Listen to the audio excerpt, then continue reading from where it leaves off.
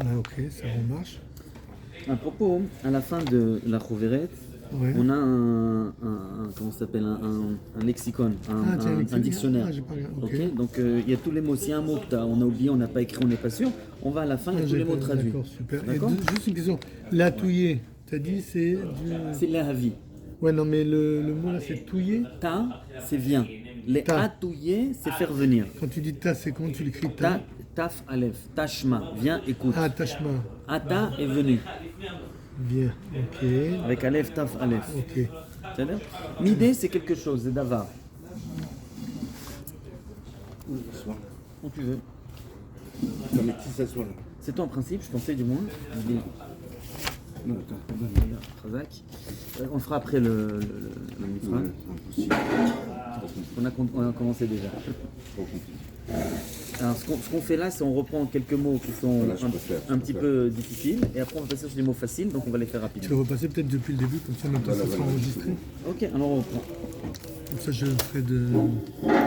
On va reprendre depuis le début parce qu'il manque des mots en fait. On va Non, couper. c'est-à-dire là, tu prends maintenant. Là. On va commencer, on Non, recommence non, maintenant. c'est pas grave. D'accord, alors on va commencer. Ça doit être- Regardez les amis, maintenant ce qu'on va faire, regardez le mifran, comme je préfère commencer à l'heure, vous le ferez à la maison, vous le cédez. Bien sûr, Ok. bien sûr. Vous m'envoyez en mail et ce que j'ai à corriger. je Exactement, corrige. bien sûr. Voilà, donc maintenant ce qu'on va faire, c'est deux choses. Tu mets le top chrono, Ça y est, ça marche. comment ça s'appelle? On va faire certains mots qui sont encore un petit peu, on va finir notre petite liste, et après on va passer sur les mots qui ressemblent à l'hébreu. Donc ça va aller un peu plus vite, c'est facile, d'accord? Donc on va finir, même si c'est plus long, on va être un peu plus que 30, mais au moins on aura fait au prochain une liste sympathique. Donc on commence maté. Maté c'est igia, magia. C'est un présent, un futur. En général, les verbes quand je les mets, moi je les mets avar nistar, ça veut dire il au passé. Maintenant là c'est maté, j'aurais dû mettre peut-être mata, je sais pas. Tuva c'est arbe. Tefe c'est yoter. D'accord, c'est pas la même chose. Tuva c'est arbe, beaucoup. Tefe c'est yoter, plus. Ça se ressemble, mais c'est pas la même chose.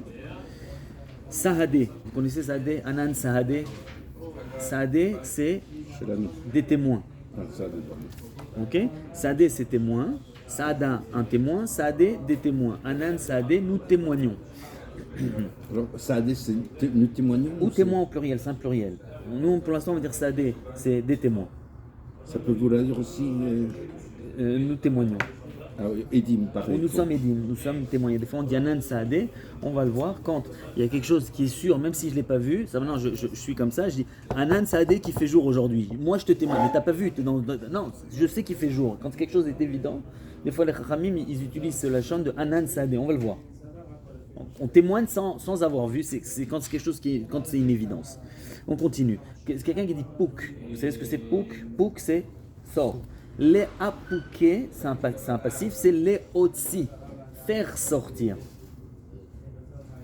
L'exception de. Voilà, maintenant l'apouké, par exemple, on sent que la Mishnah elle vient faire une exception. On dit ce bitouille-là, il vient faire sortir quelle notion ou quelle avamina. L'atouillé, c'est l'inverse. C'est quoi ta? Ta, tashma, viens, écoute. Ta, c'est viens. Les atouillés, c'est les havi, faire venir. Ce qui peut vouloir dire des fois rajouter. Donc apouké, ça vient exclure. Atouillé, ça vient rajouter. C'est-à-dire, ça s'oppose. Et ça veut dire quoi le sens littéral? Ta, c'est vient.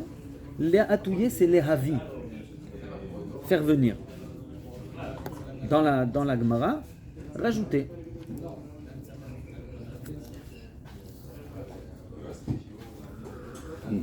La touille, là. Midé, c'est davar, une chose. Quelque chose. Alors, mirdé, c'est puisque. Et yot. Yodvé. Mirdé. ok. Mirdé, donc on introduit une. C'est quoi Mirde? Mirdé, c'est heyot. C'est quoi? Puisque. Mirde. Puisque. Miou, omnam, cependant. D'accord? C'est des mots très importants qui vont nous diriger dans la compréhension de la phrase. Alors, mena, mana, mana, il y a plusieurs explications. Mena hane mile. Vous avez entendu ce bitouille-là? Mena hane mile. Mena me efo mili melou. D'où tu me sors ça? Mena c'est me efo. C'est-à-dire? Mana, c'est un keli. Des fois, c'est utilisé comme habit. On parle d'un keli. D'accord? Ok. Mana, un keli, un ustensile.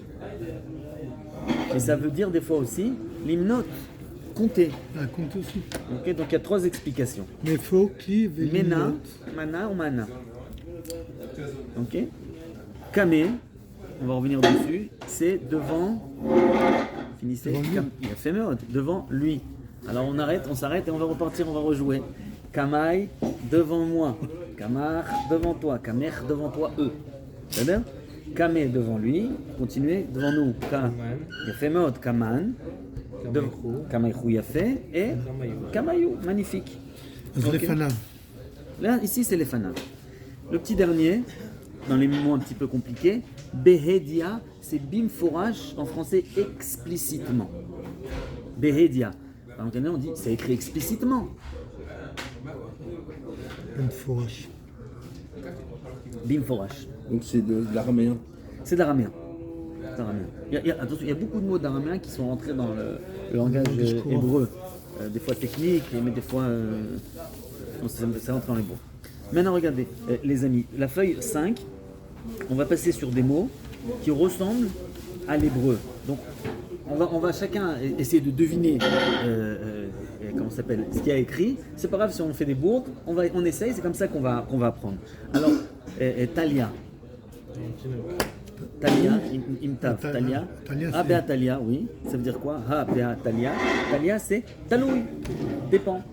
Ça dépend de. Ave Atalia, c'est. Ha, Véa, Talia, ça et ça, ils sont tlouyim. דן מדן. Lichouch, c'est l'archoche. Alors, l'état, c'est l'état. Ah, Notamment, il a fait méode, l'état amo. selon son. Selon son avis. Tout à fait, son tam en fait, son raisonnement. Tam. Il a fait méode. Bon, Shane, j'ai peur qu'on se trompe avec Shani. Shane, c'est, je vous dis, c'est Shoné, différent. Shane Hatam, là-bas c'est différent. Shoné. Shoné, Shane. C'est bien? Avec lequel tu confonds? Non, j'ai peur que si je vous dis Shane, ça reprend à chez Ani, qu'on se trompe avec le Ani, ça ressemble à. Shane, c'est Shoné, donc je préfère le dire, arrêtez ça. Ok, Emtsaïta. C'est quoi Emtsaïta? אמצעי. Presque. Ta, ça manifeste, on a vu un. Ta et ti, on reprend, ça manifeste un féminin. Donc quand je dis Emtsaïta, c'est pas Emtsaï, c'est Emtsaït. Celle du milieu, pas celui du milieu. C'est bien? On fait un petit peu de dibidouk. Emtsaïta, c'est un féminin. Ok? Donc c'est pas Emtsaï, c'est Emtsaït. Bien fait. On dit grand, par exemple. On l'avait vu. On dit Rabbati. Une grande de Rabba, Rabbati. Tita, féminin. C'est bien? Bien fait. Gavra, allez-y. כוח. Un homme, il a fait mode. Gever, Gavra, Gever, il fait mode, un homme. On verra que des fois, quand il y a le Aleph à la fin, c'est compliqué en araméen, pas au pluriel, au singulier, il n'y a pas le Heaïdia, l'homme. Donc Gavra, c'est homme ou l'homme. Yoma, c'est ou le jour ou jour. Ah, ok. Oh, c'est en araméen, il n'y a pas, je répète, en araméen, il n'y a pas au singulier de Heaïdia. Ha, Hayom, Haïsh. Ça c'est l'homme, c'est homme Des fois, ou quand l'homme, il y a c'est marqué Yoma, au Gavra, c'est à nous de comprendre si on parle Jour de ou le l'homme ou le jour. C'est-à-dire, on verra qu'au pluriel, il y a le Haïdia. On va le voir. D'accord? Ça existe au pluriel. Donc au pluriel, j'ai un indice pour me parler du Haïdia. Par contre, en singulier, au pluriel, au singulier, je n'ai pas. Donc Gavra, ça peut vouloir dire homme ou l'homme. Recha, ça fait penser à quoi? Le début. Il y a fait Meod, la chaîne roche, ok? Roche, Recha, le début. Début ou le début. Kenegadze, Sefa. Il y a fait Meod, sauf, il y a fait Meod. Ok, dans les alma, ilema, etc., il faut faire attention, il y a des fois, l'orthographe va nous expliquer ce que c'est. Donc on commence par le facile, alama avec e, c'est comme en hébreu. On enlève le aleph, et qu'est-ce qu'on voit? Lama, tout simplement. Alama, c'est lama, avec e à la fin. Quand le alama, il est avec un e à la fin, ok, c'est un lama. Pourquoi? Pourquoi j'insiste sur ça? Parce que s'il y avait marqué un aleph à la fin, c'est Likanche. Ilema, c'est avec un yud, ça veut dire autre chose. Donc, on va les voir. Le mot alma. Ah non, c'est avec Alma, un- quand il y a un alma avec un in, c'est olam. Be'alma, c'est. D'accord? Milta. Milta, ça veut dire quoi? Mila. Mila, il fait mode. Pshita, Trivial. il fait mode. Pashout. Donc, il kheta, c'est facile. Alacha. Nicha, c'est noach. Donc, c'est en général utilisé comme l'inverse de caché. On dit caché-lo, j'amène quelque chose, oh nichalo. Nichale, cachiale. Ok, donc cachiale, quand j'amène quelque chose qui vient contredire ou qui va engendrer que la personne elle va avoir une difficulté avec un enseignement, on dit cachiale. L'inverse de cachiale, c'est nichale. Nichale, noachlo, c'est-à-dire c'est l'inverse de caché. C'est caché ou c'est pas caché. Ok. Damé, c'est domé. On a vu Doumia, damé. Koulé, koulé alma, c'est quoi koulé? Tous, il fait de haute kol. Koulé alma, kol haolam.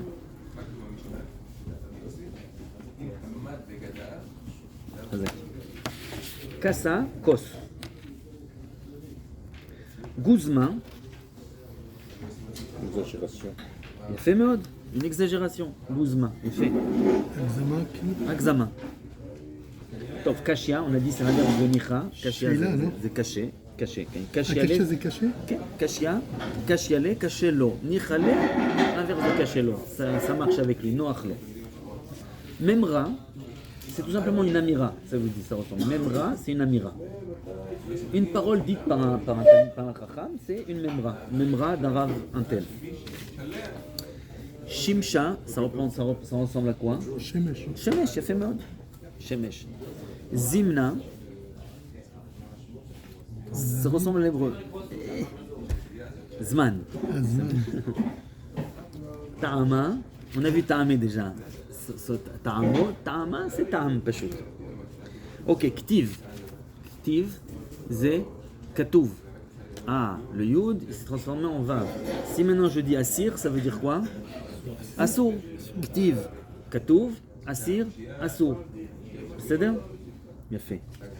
Chivra, chiver, c'est quoi chiver en hébreu? Pâle. Chivra, c'est blanc. Lavan. Ça veut dire des fois aussi, mettez un sledge, clair.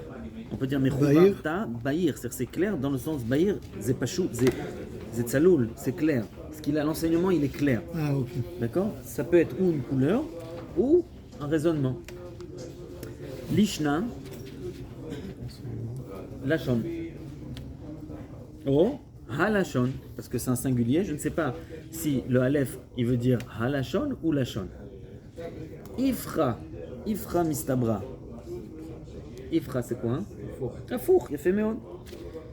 Meshabeshta, ok, c'est meshubeshet. Des fois on amène par exemple une braïta et un bref, non, celle-là elle est meshubeshet, il y a un truc qui va pas là-bas. Ok? C'est quoi assir? Kativ, c'est katouv, assir, c'est assour, il fait mode.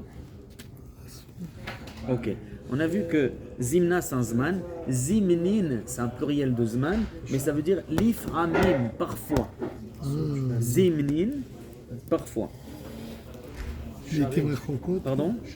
Charé, c'est moutar. Où tu vois charé? Non, je dis si tu dis déjà assez. Dire l'inverse de assir, c'est charé, il a fait mode. Ok? On l'a pas écrit ici, mais tu as raison. Maya, L'abeille. de l'eau, il a fait mode maïm, maya, maïm. Tafha, Tabar. et chochet. Chouchet. Ça ressemble. Je suis pas sûr que j'ai bien fait de le mettre ici, parce que c'est pas exactement la même chose, mais bon. La phrase est chouchet. Tover. Kala, c'est kol. Oh, kol. Maya, c'est Maïm. Maïm. Et ta phrase, c'est Ta phrase, c'est un shochet. Tabah, shahat. C'est-à-dire sans le aleph, tabah, c'est shahat. Nahara, c'est un nahar. Ou le nahar, ou un nahar. Encore une fois, c'est un singulier. Aleph à la fin, je ne sais pas si c'est avec un edir ou pas, selon le sens. Chav, c'est chov. Chayav. C'est-à-dire chavle ou chayavlo. Chazuta, je pense que le verbe chazé, chosé bakochavim, c'est de l'hébreu aussi. Donc chazé, chazuta, c'est une vision. Chazuta, ta à la fin, ça veut dire ça manifeste un féminin. Chazuta, chazuta, une vision. D'accord? Ça veut dire quoi donc Chazuta, une vision, quelque chose qu'on a vu, quelque chose que tu vois. Le fait de voir, une vision. J'ai vu, je sais pas. Hein? Tahazé, c'est bien voir. Le chazon. C'est bien, c'est le même truc. Okay. Et Ma'alia, c'est Me'oulé. Alors, les amis, on a fini avec les mots qui Tu nous en as mis un paquet, là. faciles. Shiur, shlishi. 1, 2, 3, 4, 5, 6, 7, 8. 36, on a fait à peu près 40 mots, mais parmi eux, il y a une trentaine qui 36, sont. c'est encore ceux-là, là. Voilà, encore tu vois. 40, 42, 44, 48 mots. 48 mots, c'est l'honneur. Calme-toi. Non, Stéphane, accorde-moi que ça va. Ceux-là, ils sont faciles, des mots techniques. Alors, regardez les amis, la fois prochaine, donc c'est simple, on va commencer avec ces mots, on est obligé de les connaître. C'est ça? Ok? On continue? On a encore un peu de force? Ouais. D'accord. Les chiffres, on les a fait. Les chiffres, on les a fait ou pas? Les chiffres, non? Non, alors on va passer sur les chiffres maintenant rapidement. C'est quelle page, les chiffres? Ok, page 7. 7. Ouais. Alors, les chiffres, ça marche comme ça. Il y a marqué à droite le masculin, à gauche le féminin. On sait comment ça marche en hébreu. 1 et 2. C'est pas ça. Echad, Ah, si. Veshnaim, c'est un masculin. Nishlosha, ok, c'est un masculin. C'est-à-dire, Shalosh, c'est un féminin. Arba, c'est un féminin. Arba'a, c'est un masculin. C'est donc la même chose ici. D'un côté, j'ai le masculin, et d'un côté, regardez que ça ressemble beaucoup à l'hébreu. On peut s'aider du shin et du tav qui se mitralfim. Alors on va y aller. Tlat, shalosh, tmania, shmone. On va voir, on va les lire, c'est assez facile. Chad, c'est echad, peshut chad. Hada, achat. Tre, otarte, tre, ze shtaim. Ok, shnaim. Tarte, shtaim. Tlata, ok, shlosha, tlat, shalosh. Arba'a, arba. Hamsha, hamesh. Shita, c'est 6. Chez Shisha. Shit, c'est shesh. Shiv'a, shav. Shiva, c'est shiva. Shav, c'est sheva. Tmania, c'est shmona. Tmane, shmone. Tisha, asra, asra. Ok. C'est les chiffres. Ok, ça ressemble à l'hébreu.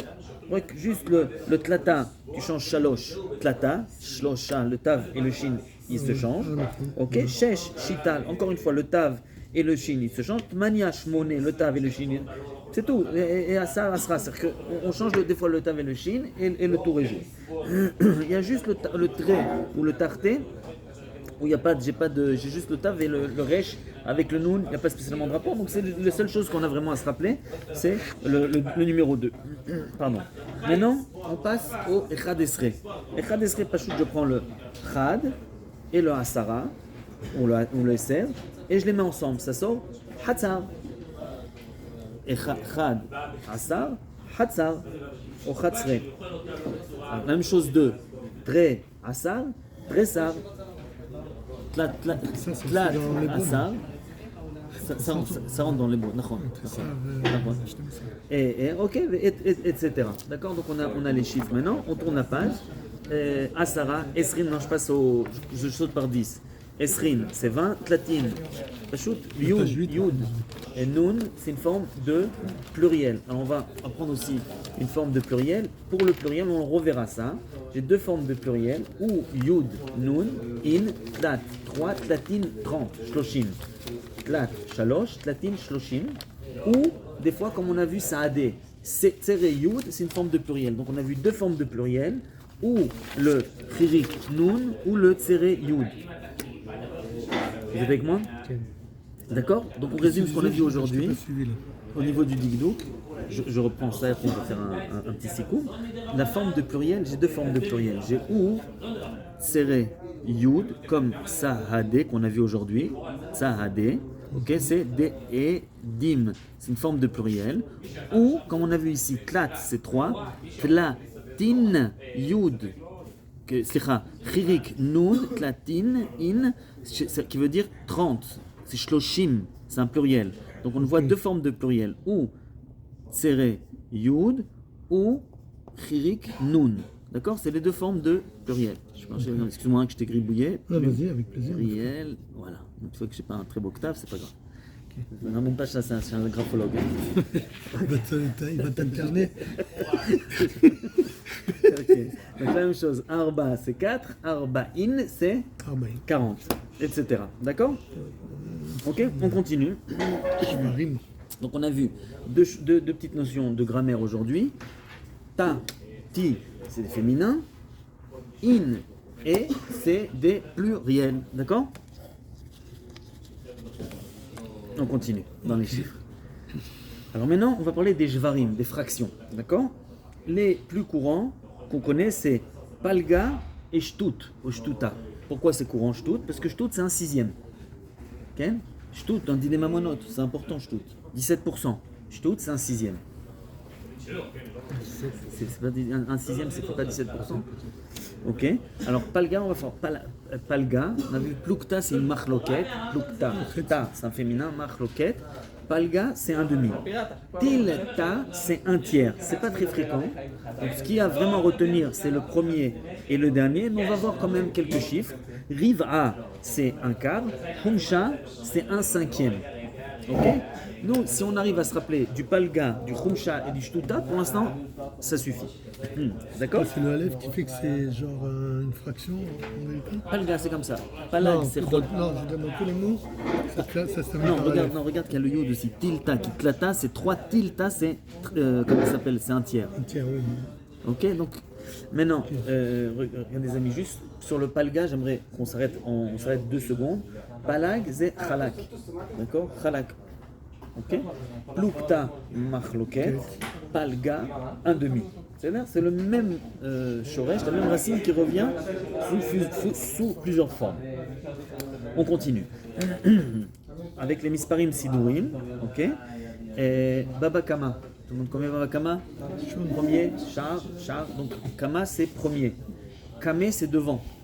On se rappelle? Kame c'est devant. Kame devant lui. Kama le premier. Tinyan c'est le deuxième, etc. Batra l'acharon. Tinyan.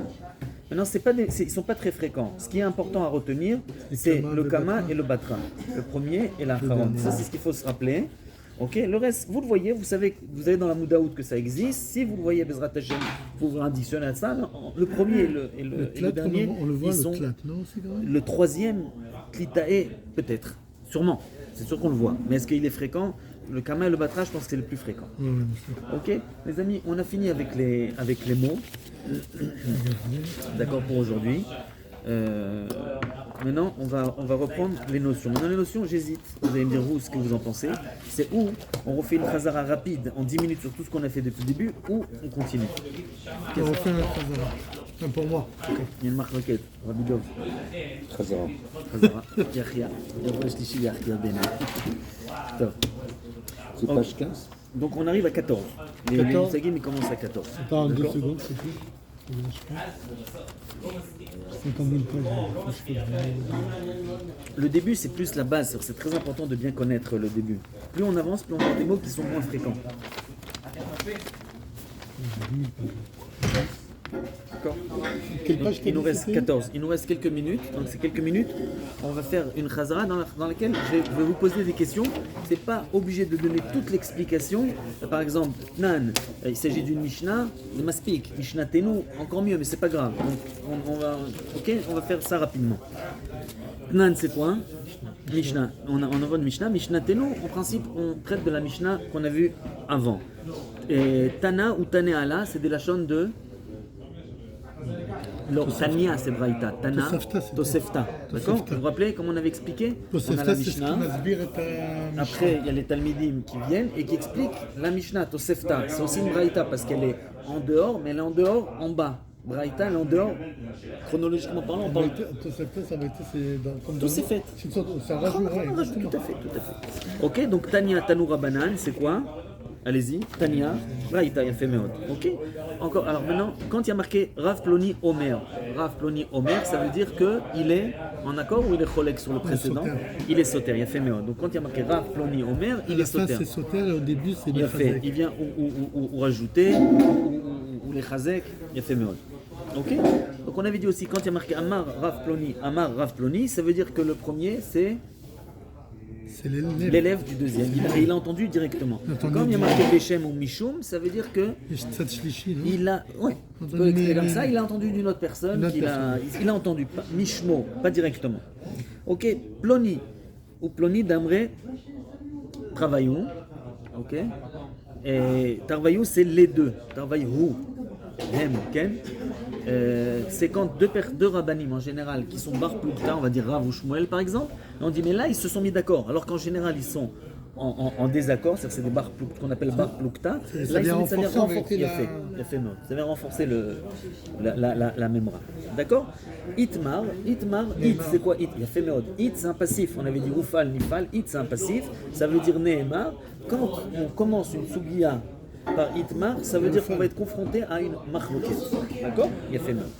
Avec ça, ces moussagim-là, on a fini. On passe sur les shonotes de She'ela, de Kushia.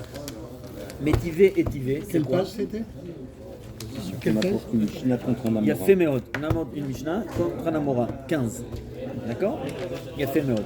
Le principe de Ramé, Urminhi, Urminhu, אומר, אמרנו שזה שני תנאים, יש שני תנאים שמביאים מקור כאילו במשנה ויש סתירה על זה. יפה, אז זה ככה, כשאנחנו מביאים שתי מקורות תנאים, אוקיי, שתי מקורות תנאים שלכאורה הם סותרים זה את זה, אומרים רמה. משליכים את שניהם להבין, לעשות שלום ביניהם, ומין הוא, אוקיי? On fait une ashlacha, on compare deux de la même façon. Quand c'est des psukim, on appelle ça ramé ktiv. Okay, on peut faire ça la même chose avec ramé. On avait vu un exemple la fois précédente avec Yaakov Avinu. Comment alors que Kadosh Baruch Hu, il lui a dit Ushmarticha, tu vas le garder, comment va ira Yaakov Meot? Comment Yaakov il a peur alors que Kadosh Baruch Hu, il a dit, c'est, ok, או רמי כתיב או רמוק ראי הדדה, אוקיי? אז זה ממש comme ça, le רמי כתיב זה רמי כתיב ננננה וכתיב ננננה on fait le chaman. Matkif, Parich, etc.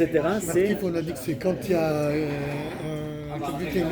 יש לו סברה, אבל שזה לא מבוסס על איזה מקור מסוים. יפה. Donc c'est une natkafta, c'est une sheila. שאלה qui est מבוססת avec un raisonnement רק על logique. סברה ולא מבוסס על איזה מקור. On voit que Métivé, on amène une Mishnah, Urmini, on amène deux exemples. Maintenant, ça nous aide à nous, parce que quand on va voir Métivé, on sait qu'on va amener une Braïta ou une Mishnah après. D'accord? Quand on dit Ramé, on sait qu'on va nous amener deux sources différentes, ou le Makor Tanaï, ou de la Torah. Quand on va dire Matkifla, etc., on sait qu'on va amener un raisonnement. Il y a fait Méon. Veha, c'est pas juste une question Vehare. Okay, donc c'est une trila de Bederech Klal. Ça peut être aussi Veha. En général, c'est une question. Et on lit ça, Veha, Vehare, d'accord? Vehatnan, Vehatania, Vehare, Katuv Mishnah, Vehare, Katuv Braïta. En règle générale, c'est Veha, Vehare. C'est une question. Quand tu as marqué Veha, en général, c'est Vehatnan, on a enlevé le Aleph, on a fait une contraction. Au lieu d'écrire Vehanan, Vehatnan. On écrit donc, quand tu as marqué Vehatnan, c'est Vehanan, Vehatania, Vehatania. D'accord? Vehare, Katuv Mishnah. Comment tu me dis ça alors qu'il y a écrit dans une Mishnah? On a vu aussi que parfois, c'est rare, mais parfois, on va dire pas c'est rare, on va dire c'est moins fréquent. C'est bien renforcé. Ok? Ah, tu dis ça, oui, et Vehare Katuv dans la Mishnah. D'accord, ce que tu dis. Et là, Rashi, il vient, il nous aide, il nous dit Benichuta, calme-toi, ne cherche pas la kushia. Il vient renforcer. Donc Rashi, il nous aide, il nous dit, il marque Benichuta. Donc en général, quand on voit Vehatania, Vehatnan, c'est une kushia. On pose une question, mais comment tu peux dire ça alors qu'il y a une Mishnah qui dit différemment, on va dire? Parfois, ça vient renforcer, et là, Rachid nous aide, il nous dit, t'inquiète, c'est pas une kushia, c'est benichuta. Donc, on n'a pas trop à s'inquiéter. Vavinanban, c'est aussi une lachon kushia, c'est-à-dire vikshenu alea. Sur ce que tu as dit, ikshenu alea. On a posé une question. Ibaya Léo, c'est pas chaud. Dans le Beth Midrash, il y a une question qui s'est posée. Dans le Beth Midrash, ils ont posé une question. Ibaya Léo, les Talmidim. Donc, tout de suite après, on va voir en principe la question en question. Bemaï kamiflagé. Qu'est-ce que ça veut dire Bemaï kamiflagé? Quel est leur marloquette? Ça veut dire quoi? Qu'est-ce qu'on cherche? On a une personne qui dit moutar, une personne qui dit assour. Et comment on a reçu la même Torah? Comment c'est possible qu'un il dit blanc et un il dit noir? Quelle est la source Maïkar, Mashoresh, Amachloket? Quelle est la source qui a engendré qui se contredisent? Maïk a mis flagué. En quoi ils sont en contradiction? Maïk Benayou, c'est un petit peu plus délicat.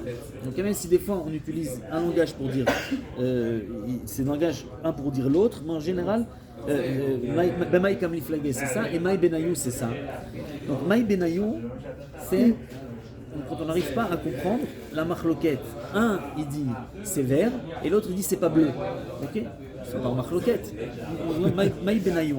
Si un il dit c'est bleu, un dit c'est vert, ils sont marloquette, c'est clair. Là je peux dire ben Maï Kami flagué. Qu'est-ce qui les a amenés à être rolek? Mais si je dis un il dit c'est blanc et l'autre dit c'est pas noir, alors ok c'est blanc.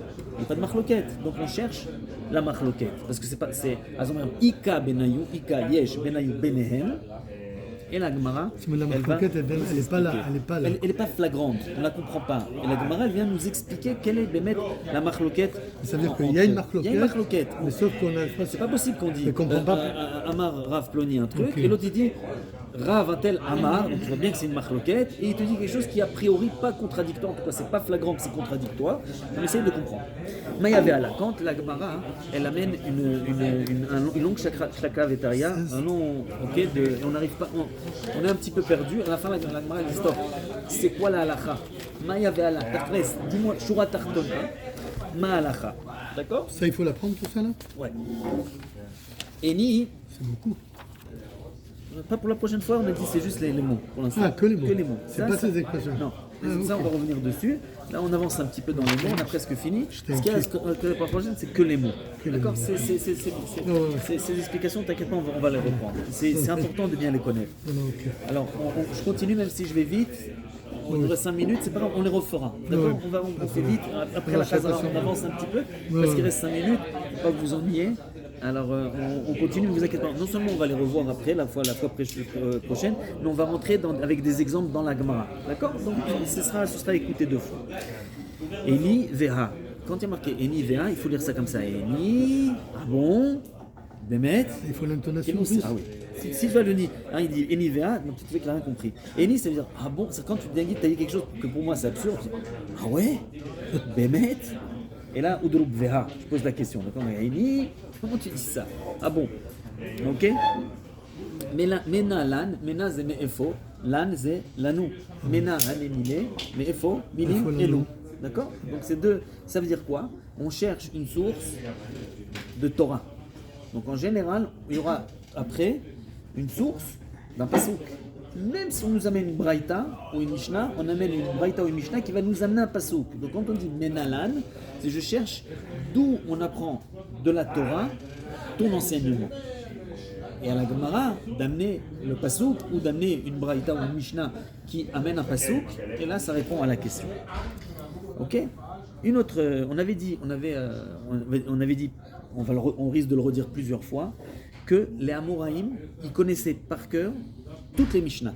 Donc ils sont obligés de connaître toutes les Mishnah. Par contre, les Braïta, ils ne sont pas obligés. Vous vous rappelez? Toutes les Mishnah, ils sont obligés. Les Braïta, ils ne sont pas obligés. Pourquoi ils ne sont pas obligés? Parce que c'est comme ça, les Braïta, Rabbi Yehuda Hanassi, on dit, les Talmidim, ce que vous devez connaître, c'est comme ça. Quand quelqu'un, on va dire, je ne sais pas si c'est vrai ce que je dis, mais il connaît le Shulchan Aruch, alors il n'est pas obligé de connaître toutes les Avarot de tous les. Peut-être c'est faux ce que je dis, mais c'est l'exemple qui me monte à la tête, d'accord? Donc, Rabbi Yehuda Hanassi, c'est ça. Maintenant, attention, la Gemara, elle veut les Braïtot, parce que très souvent, ça va nous aider à découvrir qui est l'auteur de la Mishnah ou à découvrir d'autres choses. Donc la braïta elle est importante, mais la Moraïm ils sont pas censés, ils sont pas obligés de connaître toutes les braïtot. Par contre les Mishnayot, donc ça engendre deux conclusions. La première, c'est qu'un Tana, un Amora, ne pourra jamais dire quelque chose contre une Mishnah. On a dit, oui. Deuxièmement, il ne pourra jamais citer une Mishnah comme si c'est lui qui l'a dit, mais c'est pas shoot. D'accord? Donc, il y a une des questions, c'est quelqu'un Nagid maintenant, il nous dit quelque chose qui est écrit explicitement dans une Mishnah. Vient la Gemara lui dit Maïka Mashmalan, qu'est-ce que tu viens nous enseigner? Tanina, c'est une Mishnah Meforeshet. Donc, tu n'as pas a priori à me donner un din. Donc, c'est Maïka Mashmalan Tanina. C'est d'ailleurs Iria Maïria, alors là il y a plein d'explications au niveau, on a presque fini, on a plein d'explications à ce niveau-là. On va dire ça on va traduire ça de façon la plus facile à comprendre, ok, même si au niveau Milouli c'est pas exact, c'est la Madafka. Je vais vous donner un exemple qu'on amène plus tard, ça veut dire balper l'exemple, on le reverra dans la Gemara, il y a marqué comme quoi, quelqu'un, il doit, si je vous dis maintenant, Asur Likro Kriyat Shema, Liad Goy Arum. Il n'y a pas une question qui me vient à la tête. On n'a pas le droit de dire Kriyat Shema devant un goy qui est nu. Alors tu sais, pourquoi un goy? Et pourquoi nu? Pourquoi nu, c'est Michoum Kavod. Non. Mais pourquoi un goy? Pourquoi un goy? Alors la Gemara tout de suite pose Maïria goy. Lama dafka un goy. Pourquoi dafka un goy? Même un juif. Elle explique ce qu'elle explique. C'est un plus grand ridou. Je t'aurais dit que dafka devant le juif et pas devant le goy. Mais a priori, quand on te dit une halakha, on ne comprend pas pourquoi elle m'a pris un exemple. Comme ça, on dit Maïria. Pourquoi Lama Dafka, tu m'as pris cet exemple, ok? Alors il y a plusieurs explications au niveau de Milouli, on ne va pas s'attarder maintenant. Ma Tzorech, Ma Echach, Ma Reaya, En gros, c'est Lama Dafka. C'est dans les amis, on a fini a priori, Baruch Hashem. Donc la fois précédente, nous avons quelques mots, un peu plus que 30 à connaître. Et voilà, Be'atzlacha. Be'atzlacha.